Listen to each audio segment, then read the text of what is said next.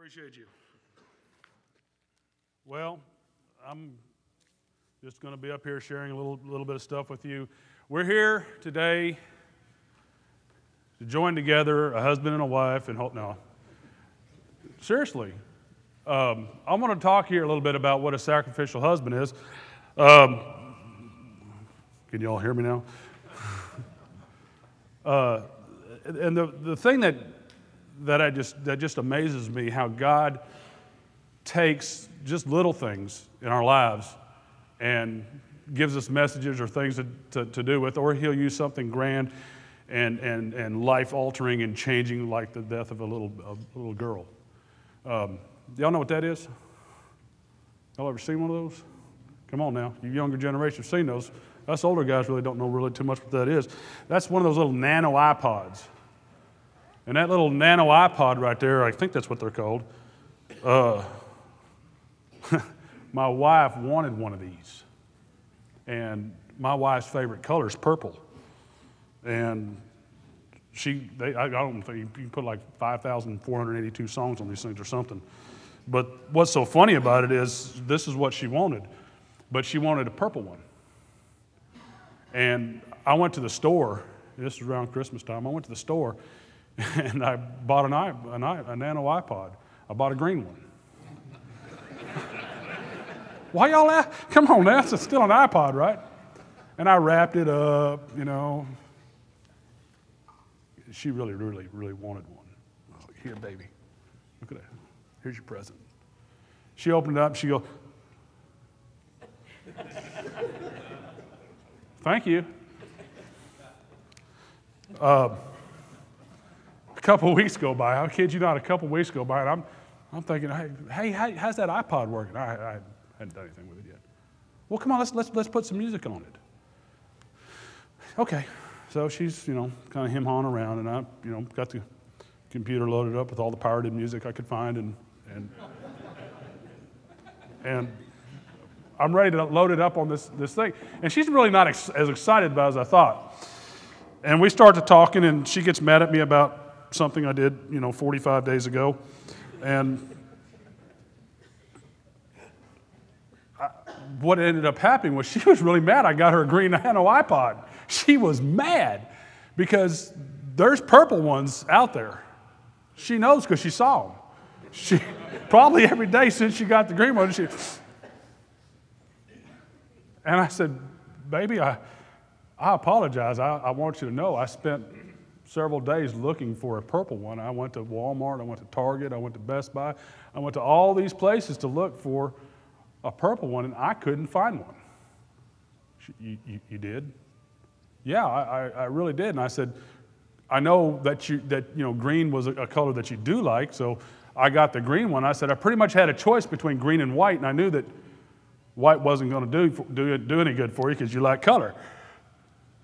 And she didn't realize that I'd actually spent time putting that together, and I didn't realize she was mad because she got a green one. Should I have realized that she was mad that she got a green? Yeah, I should have been more attentive. But the fact is, I thought, okay, here's this iPod. Here's what you're wanting. But what she wanted was a purple iPod. And when I said, baby, I'll go get you one right now. She goes, oh, no, I want that green one. Because she realized at that point in time that I actually put a little thought and effort into getting her a present. It wasn't just, oh, that one's good. But I mean, she didn't know that because what I used to do was go to the store and say, yeah, I'll take that one, and not give it any thought. That's who I used to be with her. That's how she used to understand me. What she knew of me before God changed my heart was a very controlling, arrogant, egotistical, sorry son of a dog. That's who I was. I was a terrible individual to her. As a matter of fact, in our house, she would have, oh, don't do that. That's an important illustration. In our house, we have all kinds of fun colors. If some of you have been in my house, you know what I'm talking about.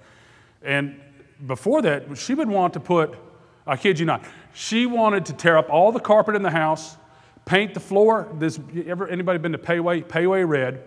She wanted to put tin on the walls, for a wainscoting or something like that. And she wanted to paint the rest of it pink with purple polka dots. And I'm like, you're not going to do that. There's no way I'm going to live in a house that looks like that. And she was serious. Not about the pink walls and purple polka dots. She often talked about putting tin on the ceilings, but I'm using that to just say, she wanted to decorate the home, and I was like, well, we can decorate it with gray walls and black frames and something, very bland and very, very traditional and safe, and, your wildness that you have about the way you want to do things, we're not going to do that. And we went in our house, and I kid you not, we didn't have a painting on the wall. We didn't have anything on the wall. We had a few pictures of our son, and that was it. You'd walk in our house, and we had gray walls with a few pictures. And that's what we had. And when she left, and I was down on my knees, and I was just trying to figure out, why would anybody want to leave this hunk of man right here? I used to look like Steve Hildebrand, but I've gotten older.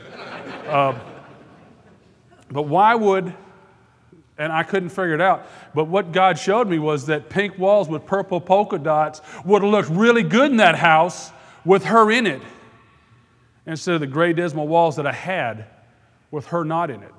See, I wanted to control every bit of her life that I could control, and that whole control thing took her out of the picture. She was this beautiful angel that I just beat into nothing through my overbearing control of her. It was a pitiful thing. So when you're talking about what does a sacrificial husband look like, I saw the opposite end of it. I saw what one doesn't look like, because it was my way or the highway in that relationship. And I'll tell you what, when God takes you and breaks you and He's changing you, I don't know about y'all, but I sure listened. It scared me to death for Him to show me what I looked like. And it wasn't a very, very pretty picture at all. I look at the text of Ephesians 5.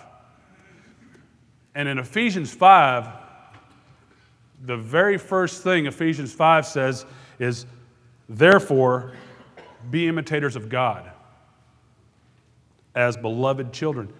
If I'm a child of God, I'm a child of God. My first responsibility is to be an imitator of God. And that's what, when God broke me, that's what He was trying to do, is trying to build up into me what that looked like. Now, He's still got a lot of work to go. But I see, when I take a look at today versus what I had 5 years ago, I understand that how God's worked in my life, and He's allowed me to see those blessings, and it's great. There's nothing better than to be able to see how God's changed your life. It's an awesome adventure. But God said, be imitators of Him. That's the first thing that I had to do, and then it says all the things that I used to do after that. Being immoral and all that kind of stuff. Those are the things that I had to work on. And then it takes us up to verse 18, and it's the old, don't get drunk on wine, but be filled with the Spirit. I had to learn how to do that. I had to learn what that looked like. I had to learn what being filled with the Spirit actually meant. I had to realize that in my everyday, I had to go through life through the eyes of Christ, through listening to what the Spirit is sharing with me or showing me to do. And it was very hard to do that because I had my own will in the way. When God breaks you, He doesn't, He might with some, but not all, completely take your own desires or your own choices away from you, the way you want to do it. I don't know about y'all, but He kicked me several times. But the whole thing was that I had to learn how to walk in the Spirit. I had to learn that was what a wise counsel was to walk in the ways of the Lord.